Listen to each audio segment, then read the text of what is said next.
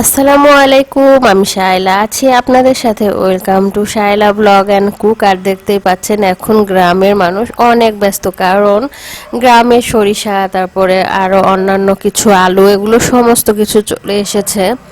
আর এই কারণে এখন গ্রামের মানুষ অনেক ব্যস্ত, জামাই বউ দুজন মিলেই কাজ করছে, সেই সাথে সন্তানরাও আছে। আর দেখতেই পাচ্ছেন এই যে গ্রামে কি সুন্দর ঘোড়ার গাড়িতে বড় বড় কাঠের গুল নিয়ে যাওয়া হচ্ছে। এই কাঠের গুলগুলো ভাঙানোর জন্য নিয়ে যাচ্ছে। গ্রামে ঘর বাড়ি করলে এরকম করে নিয়ে যাওয়া হয়। ঘোড়ার গাড়ি অনেক দিন দেখি না, তাই আপনাদেরকে শেয়ার করলাম। আর আপনাদের সঙ্গে শেয়ার করতে পেরে আমি তো অনেক ভালো, অনেক খুশি যে আপনাদেরকে ঘোড়ার গাড়ি দেখাতে পারলাম। বিস্তীর্ণ এলাকা দেখতেই পাচ্ছেন, ক্ষেতের পর ক্ষেত সরিষা লাগানো হয়েছে এবং আশেপাশে তেমন কোনো বাড়ি নাই।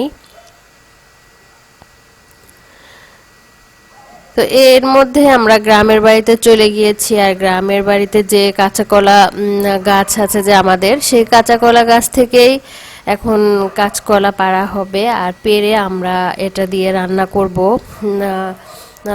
করব হলো ইলিশ মাছ। কারণ কাঁচা কলা দিয়ে ইলিশ মাছ খেতে অনেক মজা। আর এখানে দেখা যাচ্ছে যে ওইভাবে দেখাও যাচ্ছে না, কাঁচকলাগুলো খুব সুন্দর। যতটুকু এসেছে সেটা আপনাদের সঙ্গে শেয়ার করলাম। আর কাঁচি বাঁশের আগার সাথে লাগিয়ে এটা পাড়া হয়েছে। আর দেখতেই পাচ্ছেন গাছের কাঁচা কলা, টাটকা কাঁচা কলা খেতে অনেক মজা। আর শরীর ইলিশ যদি হয় সেই সাথে, তাহলে তার কোনো কথাই নাই।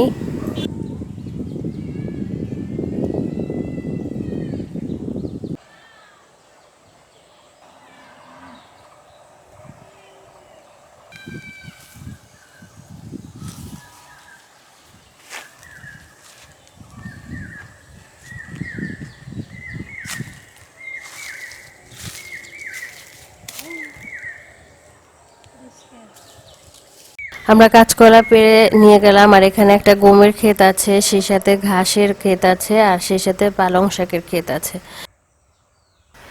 গ্রামের এই সবুজ মনোরম দৃশ্য দেখে আমার তো মন ভরে গেছে। আর আপনাদের কার কার মন ভরেছে অবশ্যই জানাবেন। আর সেই সাথে তো কোকিলের কুহু কুহু ডাক আছেই।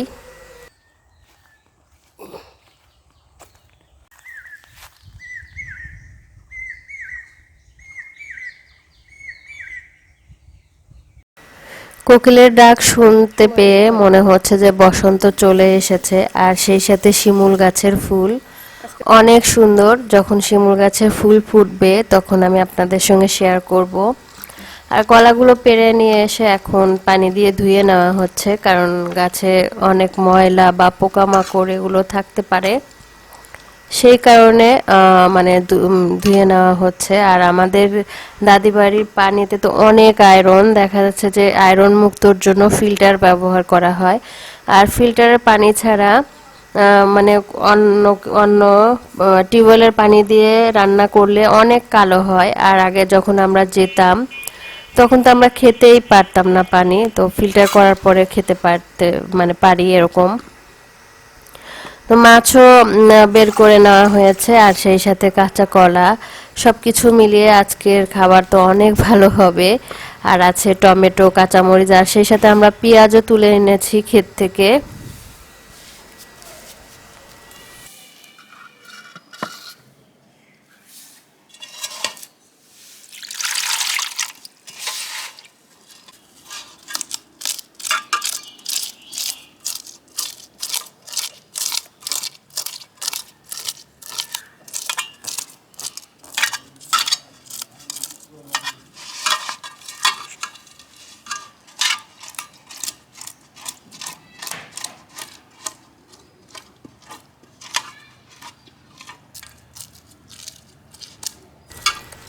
মাছটা ছিলে নেওয়া হচ্ছে, চোচা ছাড়িয়ে নেওয়া হচ্ছে।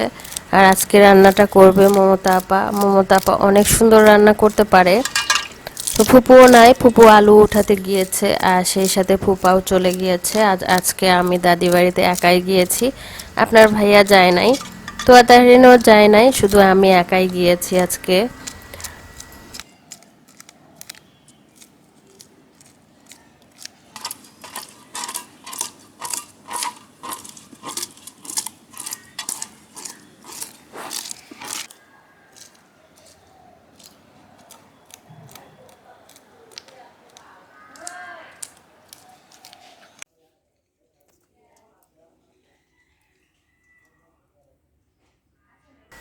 মাছ ছেলা হয়ে গেছে, এখন মাছগুলো কেটে নেওয়া হবে, মাছটা পিস পিস করে কেটে নিব। তো আজকে তো কাঁচকলা দিয়ে ইলিশ মাছ রান্না করা হবে, আর কার কার কাঁচকলা দিয়ে ইলিশ মাছ পছন্দ অবশ্যই জানাবেন আমাকে। আমার তো খুবই পছন্দ সরিষা ইলিশ, মানে ইলিশ মাছ হলেই হলো, খুবই ভালো লাগে খেতে। আর মানে বাড়িটাও অনেক সুন্দর পরিষ্কার করে নিয়েছে মমতা আপা। এবার আম গাছে এখনো মুকুল আসে নাই, আর আম ধরবে কিনা সেটাও জানি না। ছোট্ট একটা গাছ বাড়ির আঙিনায় আছে, এখন সেই গাছে আম কখন ধরবে, আমের মুকুল আসবে কিনা সেটাও জানি না।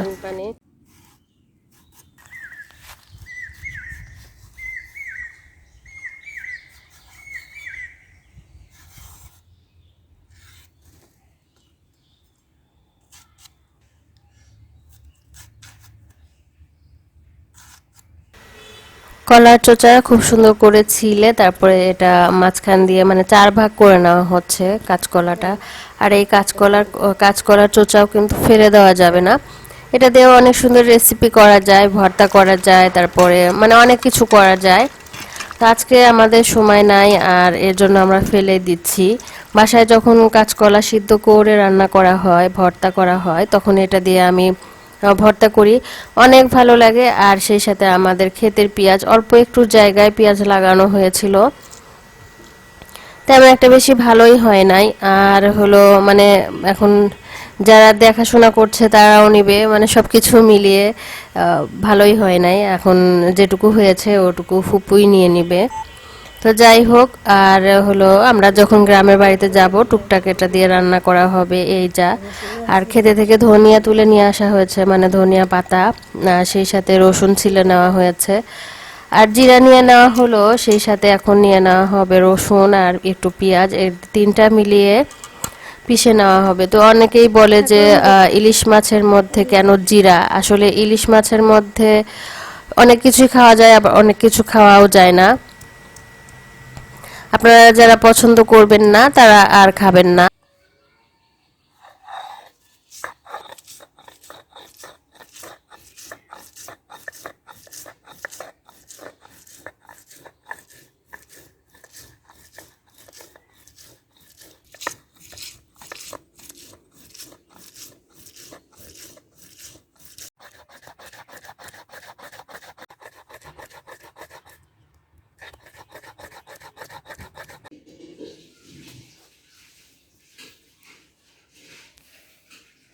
এখানে সবকিছু রেডি করে নেওয়া হয়েছে, পেঁয়াজ, টমেটো, কাঁচা মরিচ, সেই সাথে গুঁড়া মশলাগুলো এবং বাটা মশলাগুলো, আর কাঁচা কলা তো এখনো পানির মধ্যে ভিজিয়ে রাখা হয়েছে, সাথে একটু হলুদ দিলে আরো বেশি ভালো হতো, কালো হবে না। এখানে মাছগুলো কেটে সুন্দর করে ধুয়ে নিয়ে নেওয়া হয়েছে, আর বিশেষ করে হলুদ মানে সরিষা, মানে সরি, ইলিশ মাছ তেমন একটা বেশি ধুতে হয় না, অল্প ধুলেই হয়। তো এখানে অল্প অল্প করে সমস্ত কিছুই দিয়ে দেওয়া হয়েছে, হলুদের গুঁড়ো, মরিচের গুঁড়ো, এগুলো দিয়ে লবণ দিয়ে একটু কাঁচামরিচ দিয়ে দেওয়া হয়েছে, পেঁয়াজ কুচি দিয়ে দেওয়া হয়েছে, বাটা মশলা একটু দিয়ে দেওয়া হয়েছে, সেই সাথে তেল দিয়ে এটা এখন জালে বসিয়ে দিবে।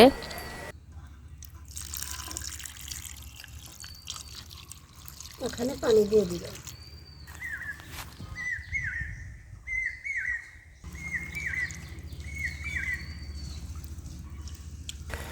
আজকে কোকিল পাখি তো একদম মাথা নষ্ট করে দিচ্ছে, মাথার উপরে কু কু করে ডাকছে। তো আমি ভিডিওর ফাঁকে ফাঁকে ওকে আরো বেশি খেপানোর জন্য আমিও কু কু করি, ও কু কু করে আরো অস্থির হয়ে যাচ্ছে। তো যাই হোক, আর এটা এখন জালে বসিয়ে দেওয়া হবে। আগে যখন ফ্রিজ ছিল না, দাদিরা এরকম করে জাল দিয়ে মাছ রেখে দিত, 2-3 দিন এইভাবে খেত।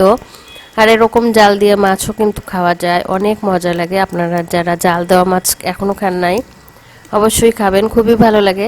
আর এখন ফ্রিজ আসাতে দেখা যাচ্ছে যে জাল দেওয়া মাছ খাওয়া উঠেই গিয়েছে, খুবই ভালো লাগে খেতে, আমার কাছে তো খুবই ভালো লাগে। আর এই তো একটু দেখিয়ে দিচ্ছি আমার ওই এই যে আম গাছে এখনো মুকুল আসে নাই, আসবে মনে হয়, হয়তো বা আসলে তো আপনাদেরকে দেখাবো, সেই সাথে আমও দেখাবো। আর ওই যে নিম গাছটা, ওইটা আমার তাহরিনের জন্য আমি রেখে দিয়েছি, আমার তাহরিনের জন্য নিম গাছটা রাখা আছে। তো এখানে মানে জাল হয়ে যাচ্ছে। আর আমার এই ঘরটার মধ্যে অনেক খড়ি রেখে দেওয়া হয়েছে। এই ঘরটা আগে আমরা থাকতাম, চলে যাওয়ার পরে এখানে সমস্ত ঘর ফাঁকা করে খড়ি রেখে দেওয়া হয়েছে। একদিন আপনাদেরকে দেখাবো। আসলে ওইভাবে থাকিও না, দেখাও হয় না, পরিচর্যাও করা হয় না ওইভাবে, সেই কারণে আর দেখানো হয় না।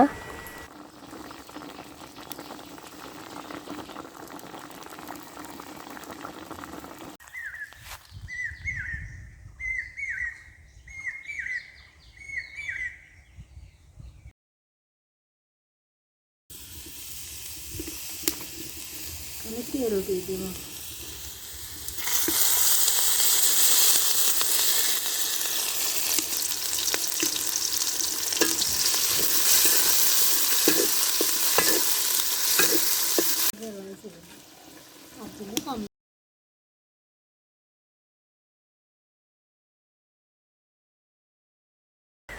দাদি বাড়ির বেল গাছেও বেল এসেছে। এখন পাকা বেল খাওয়ার সৌভাগ্য হবে কিনা জানি না।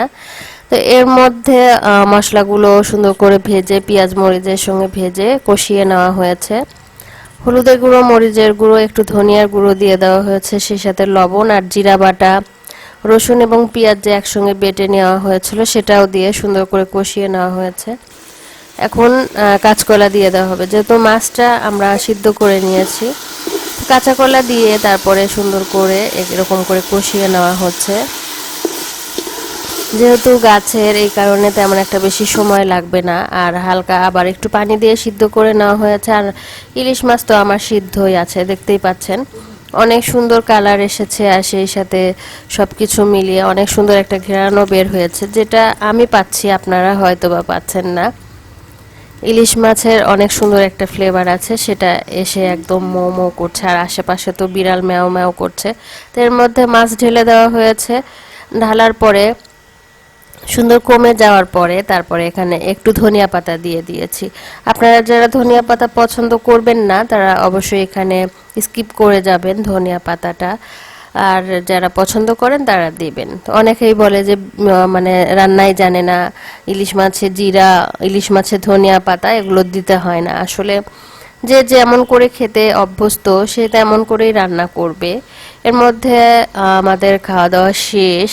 আমরা চলে গিয়েছি আমাদের সেই বাগানে, যেখানে আছে ফুলকপি, কাঁচামরিচ, সেই সাথে মূলও ছিল। মূলটা উঠিয়ে ফেলা হয়েছে, আর আছে পাতাকপি।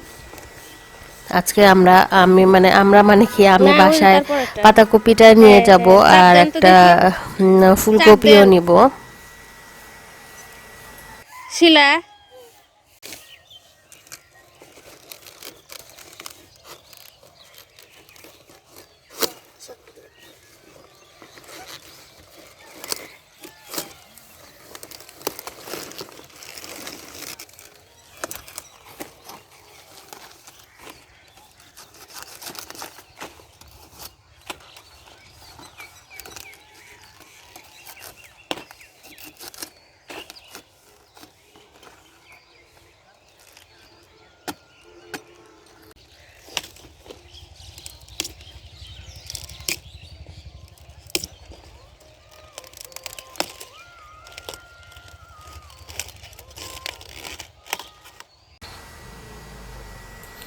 পাতাকপি সবসময় চাপ দিয়ে দেখতে হয় যে ভিতরে ফাঁপা আছে কিনা। ফাঁপা থাকলে তাহলে সেটা এখনো হয় নাই। আর ভিতরে যদি ফাঁপা না থাকে, মনে হয় চাপ দিলে নরম দেখা গেলে মনে হবে যে এটার ভিতরে এখনো গাছ মানে পাতা হবে। আর চাপ দিলে যদি মনে হয় যে না, হবে না, শক্ত হয়ে গেছে, তাহলে এটা মনে করবেন যে আর বড় হবে না, তখন এটা তুলে ফেলতে হবে। আর অনেক পাতাকপি হয়েছে, এগুলো ফুপা কিছুদিন পরে বাজারে নিয়ে যেয়ে বিক্রি করবে। অলরেডি ফুলকপি বাজারে নিয়ে যেয়ে বিক্রি করা শুরু করে দিয়েছে, তবে ফলন অতটা ভালো হয় নাই। আর এই সময় বাংলাদেশে ফুলকপির দাম একেবারেই কম, সেই কারণে যে পরিমাণে খরচ করা হয়েছে হয়তোবা খরচের টাকাটাও উঠবে না। কি আর করা, আবাদ করলে এরকমই হয়, দেখা যাচ্ছে যে কোনোবার ভালো কোনোবার মন্দ এরকমই হয়। যদি শীতের প্রথম প্রথম উঠানো যেত তাহলে খুবই ভালো হতো, তবে এখানে আর শীতের প্রথম প্রথম উঠানো যায় না, তখন অনেক পানি থাকে এখানে। এটা যেহেতু বিলের কাছাকাছি, এই কারণে তো আমাদের বাড়ি তো দেখতেই পাচ্ছেন, আর একটু দূর চলে গেলেই আমাদের বাড়ি। এটা হলো পিছন বাড়ি। আজকের ব্লগটি যদি ভালো লেগে থাকে অবশ্যই লাইক করবেন, শেয়ার করবেন, আর আমার সাথেই থাকবেন। কমেন্টস করে জানাবেন কেমন হয়েছে। আর আপনারা যদি গ্রামের ভিডিও দেখতে চান তাহলে আমার মানে চ্যানেলে অনেক গ্রামের ভিডিও আছে, যেটা আপনাদের মন কেড়ে নেবে। ভালো থাকবেন, সুস্থ থাকবেন, আর আমার সাথেই থাকবেন। আল্লাহ হাফেজ। ও হ্যাঁ, আপনারা যারা এখন আমার চ্যানেলটি সাবস্ক্রাইব করেননি অবশ্যই সাবস্ক্রাইব করে আমার পাশেই থাকবেন। আল্লাহ হাফেজ।